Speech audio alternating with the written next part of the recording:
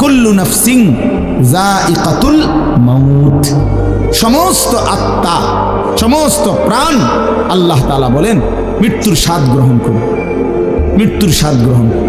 কুল ইন্নাল মাউতাল্লাযী তাফিরুনা মিনহু ফাইন্নাহু মুলাকীকুম, আল্লাহ তাআলা বলেন আইনামা তাকুনু ইউদরিকুমুল মাউতু ওয়ালাউ কুনতুম ফি বুরুজিন মুশাইয়াদা।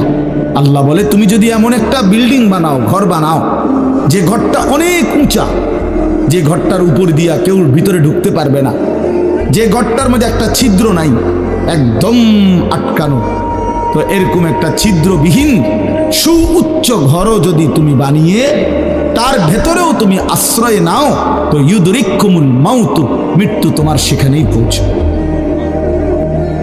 তোমার সেখানেই পৌঁছবে। প্রিয় ভাই আমার, বন্ধু আমার, নওজোয়ান সাথীরা আমার, মৃত্যু এক অনিবার্য বাস্তবতা, চিরন্তন বাস্তবতা, এটা গ্রহণ করতেই হবে। হাসলেও মরতে হবে, কাঁদলেও মরতে হবে, সুখেও মরতে হবে, দুঃখেও মরতে হবে। রাজপ্রাসাদ আর অট্টালিকার মানুষটাও মরে যাবে, জীবনে কোনোদিন সুখ দেখে নাই যে সেও মরে যাবে, সব মরে যাবে। এটাই সত্য, এটাই বাস্তবতা। অতএব মৃত্যু এক অনিবার্য বাস্তবতা, এটা গ্রহণ করতেই হবে।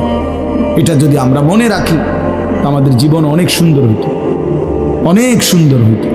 রাসূলুল্লাহ সাল্লাল্লাহু আলাইহি ওয়াসাল্লাম বলছেন আকসিরু যিকরা হাদিমিল লাযযাত ইয়ানি আল মাউত। আল্লাহর নবী বলেন আমার উম্মত তোমরা বেশি বেশি ওই জিনিসটা স্মরণ করো যে জিনিস তোমাদের সমস্ত স্বাদ, আনন্দ, আহ্লাদ চিরতরে মিটাই দিবে, তোমারে চিরস্তব্ধ করে দিবে। জলজ্জান্ত মানুষটা আমাদের সামনে হাঁটতো, চলতো, উঠতো, বসতো, ঘুরতো, ফিরতো, হ্যাঁ, সেই মানুষটা মনে করেন আমার চোখের সামনে নাই, তার লাশ আমার সামনে, আহা সেই লোকটা স্তব্ধ। পৃথিবীর কত মানুষ কত আওয়াজ করতেছে, কত শোরগোল করতেছে, কি হলো তার? কে তারে থামাই দিল? কে তারে স্তব্ধ করে? এ তো আমার মতো ঘুরতো, ফিরতো, হাঁটতো। আহ, আমার আব্বারে আমি কত দেখছি, একদিন আমার আব্বা চলে গেল।